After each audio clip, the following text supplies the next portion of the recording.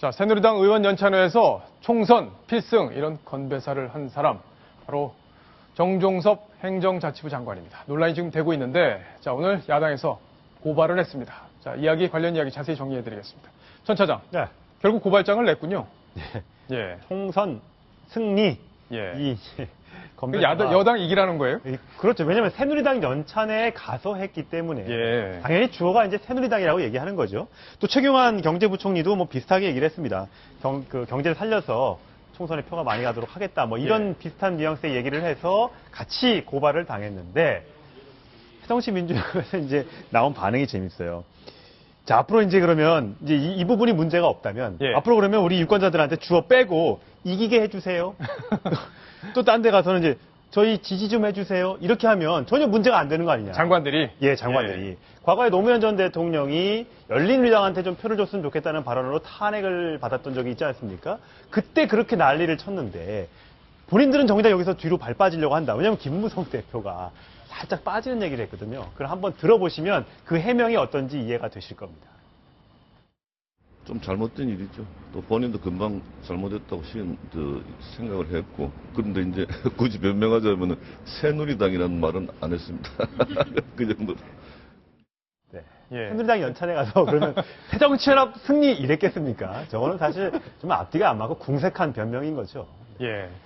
근데 이제 과거에도 보면 대통령이 왜 유정복 인천시장 출마할 때 좀 덕담했다가 또 논란이 된 적이 있었잖아요. 2014년 3월이죠. 그래서 이제 인천시장 출마를 앞두고 있는데 뭐 잘 됐으면 좋겠다. 근데 이게 참 웃긴 게 이게 무슨 청와대에서 그 얘기가 나갔다거나 박근혜 대통령이 직접 한 얘기가 언론에 노출된 게 아니라 유정복 본인이 얘기했죠. 본인이 가서 계속 이런 거죠. 왜냐면 본인이 이제 선거운동을 해야 되는데 박근혜 대통령이 좀 도와주고 싶다는 얘기를 좀 하면 선거에 좀 도움이 될까봐 가서 이렇게 떠들었던 것이 다 기사화가 되면서 논란이 됐었습니다. 제가 옛날에 모 국회의원 방에 갔는데 사진이 이렇게 있더라고요.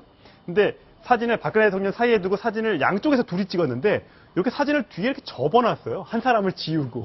자기가 선거운동할 때 그렇게 자기가 둘이 찍었다. 그걸 갖고 와서 선거운동을 한다고 합니다. 그만큼 박근혜 대통령과 악수를 한다거나 덕담을 받았다는 게 굉장히 선거운동에 도움이 되나 봐요. 그래서 이게 논란이 됐던 적이 있습니다. 자, 손 변호사님. 지금 쭉 들어보셨잖아요. 발언 내용들. 선거법 위반이 되는지 걸린다면 어느 조항에 걸리는지 정리를 좀 해주시죠. 네, 일단은 그 헌법 7조에 공무원의 정치적 중립이 규정되어 있습니다. 또한 그 공직선거법에도 이제 그 9조에 공무원의 중립 의무가 규정되어 있고요. 또 만약에 선거에 부당한 영향을 행사하는 등 선거에 영향을 미치는 행위를 했을 경우에는 공직선거법 위반이기 때문에요. 형량이 심지어 1년 이상 10년 이하의 징역 또는 500만 원 또는 100만 원 이하의 벌금이거든요. 따라서 이번 사건의 경우에도 혹시라도 공직선거법 위반이다라고 판결이 나온다면은 정종섭 장관도 형사처벌을 받을 가능성도 뭐 배제할 수 없겠습니다만 하지만 또 이제 이런 공무원의 중립의무 위반의 경우에는 너무나 기계적으로 엄격하게 해석하는기보다는 어느 정도의 그런 당시의 상황이라든지 당시에 그런 이야기를 했던 여러 가지 재반 여건을 고려해서 어떤 융통성 있는 판단을 하기도 하기 때문에 과연 이게 법 위반이냐? 정치적으로 바람직하지 않은 언행인 것은 분명해 보입니다만 법적으로 과연 위반한 형사처벌 대상이냐 이 부분은 좀 더 지켜봐야 될 것 같습니다.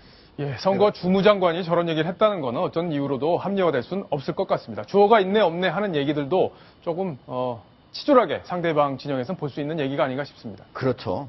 손수 변호사가 얘기한 부분은 결국은 이제 법적으로 어떻게 되느냐 이런 부분인데 저기에서 총선 승리가 무슨 선거법이 위반했느냐 위반하지 않았냐 이거보다도 더 중요한 거는 우리나라의 여기 장관급 정도 되는 사람들이 어떤 공정한 선거를 하려고 하는 의지 자체가 내심에 있지 않다.